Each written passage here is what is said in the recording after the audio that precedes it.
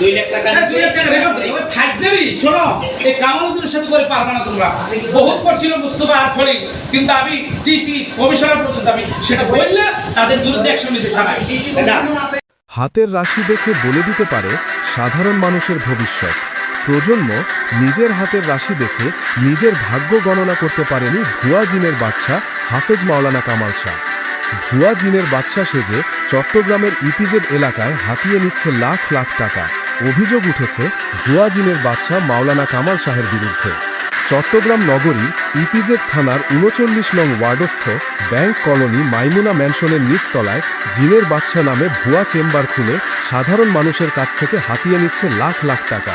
অভিযোগ ভুক্তভোগীদের দীর্ঘদিন ধরে এসব ভুয়া কবিরাজি করে আসছে জিনের বাদশা নামক এই ভুয়া হাফেজ মাওলানা কামাল শাহ। গতকাল ৮ নভেম্বর শনিবার সন্ধ্যায় এসব তথ্য এসেছে খবর 24 এর হাতে।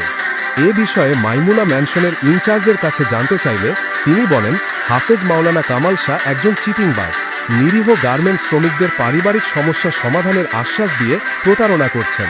কবিরাজি চিকিৎসার মাধ্যমে যে কোনো পারিবারিক সমস্যা ও জটিলতা সমাধানের নামে হাতিয়ে নিচ্ছে লাখ লাখ টাকা। কত কত মহিলারা ইয়ে ঝগড়া করে যে আমার কাজ হয় নাই, এই সেই বক্ষ সক্ষ অনেক প্রায় মহিলারা আসে। হ্যাঁ, প্রায় মহিলারা। তাহলে আপনারা ইনচার্জ মালিকের কাছে এটা তো একটা সমস্যা নয়, জমিদারের সাথে তো জমিদারে জানা তো বিদা করে দিব। এখন জমিদার নাম্বার আছে, জমিদারের অফিসে আছে। অফিসে আছে, ওনারা কি এসব বিষয়ে জানে যে এখানে যে কাজগুলো চলে? এগুলো তো এই দিলে মেরে কাজ করে দেয়, জমিদার জানা জানলে তো বিদা করে দিত। না না, তবে আপনার চোখে প্রায় আসে যে মানে মহিলারা এসে প্রায় আরো কয়েকদিন আগে একটা ঘটনা ঘটে গেছে, মারামারি প্রায় মারামারি মহিলা হুজুরের সাথে। এখন সব ভুয়া, আমি যেহেতু জানি সব এটা হলে আপনাকে হুম 15,000 টাকা উনি নিচ্ছে। 15,000 টাকা মানে স্বর্ণকারের দোকানের মাধ্যমে কিন্তু ফেরত দেওয়া হয়েছে। হ্যাঁ, স্বর্ণকার দোকানদার কিন্তু কয় তারিখ কোন মাসে টাকাটা নিছি, কোন কাগজের মাধ্যমে নেওয়া হয়েছে।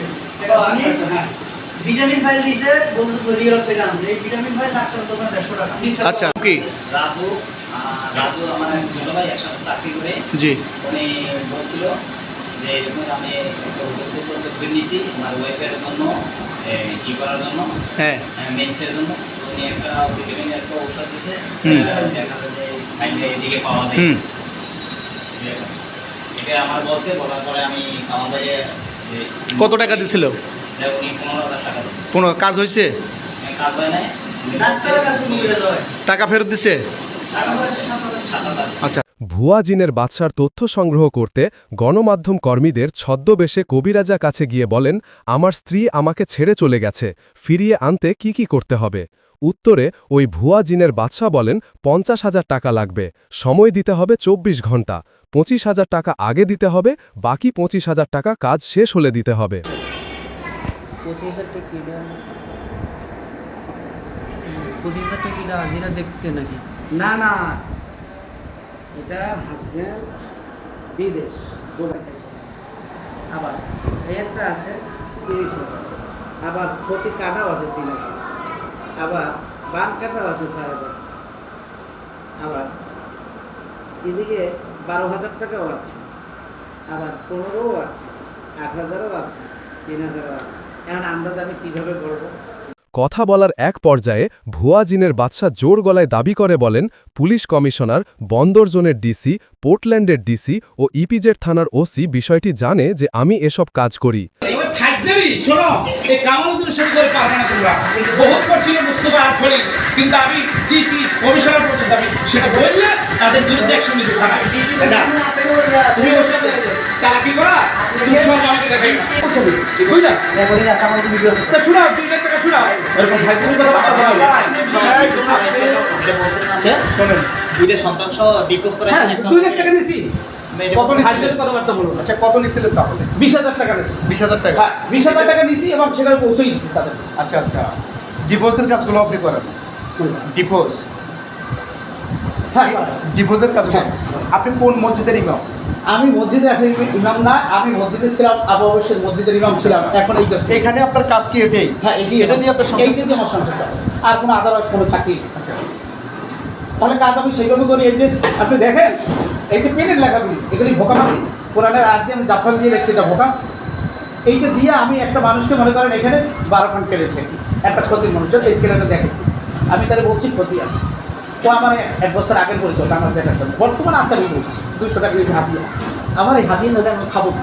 তার মানে আপনি বলতে চাচ্ছেন আপনি এটা দিয়ে আপনার জীবিকা অর্জন করেন? এইটা জীবিকা অর্জন করি, এইটা দিয়ে সংসার চালাই আমি ভাই, আর কোনো আমার কাছে নেই। কোনো প্রতারণা না। না প্রতারণা হবে কি করে? আপনি হাজার বার দেখেন, উনি ডিসির কথা বলবেন। আপনি ডিসি সাহেব জানে, ডিসি কোর্ট জানে, কমিশনার সব জানে যে আমি কবিরাজি করে এখানে ধর্মীয় লাইনে মসজিদে নামাজ পড়ি আর তদবির করি, এখানে তো অবাস্তব কিছু করি না।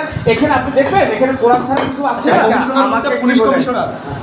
পুলিশ জানে যে আমি কবিরাজি করি এখানে, কারণ আমি ওই খটির ব্যাপারে আমার কাছে চাঁদাবাজি করতে আসছিল 1 লাখ, আমি সেই ব্যাপার সেখানে গেছি। বলার পরে থানায় ফোন করে দিয়েছে, তখন নুরুলদের সব ছিল ওসি। তখন কি থানা এটা ছিল? না এটা ছিল, এটা ছিল। কত সালের কথা এটা? এটা আমার এখন মনে নেই, তবে এইখানে থানা ছিল। না আচ্ছা, আপনার 200 টাকা, ওনার 500, যেহেতু উনি নাই এই জন্য ওনারটা দেখতে হবে। 25,000 টাকা এটা হাজিরা দেখতে নাকি? না না, এটা হাজব্যান্ড বিদেশ দুবাই, স্ত্রী এখানে, এটা হিন্দু, সমস্ত 2 জনের ভিতরে ক্ষতি করে গেছে, সেইটা রেজাল্ট পাইছে।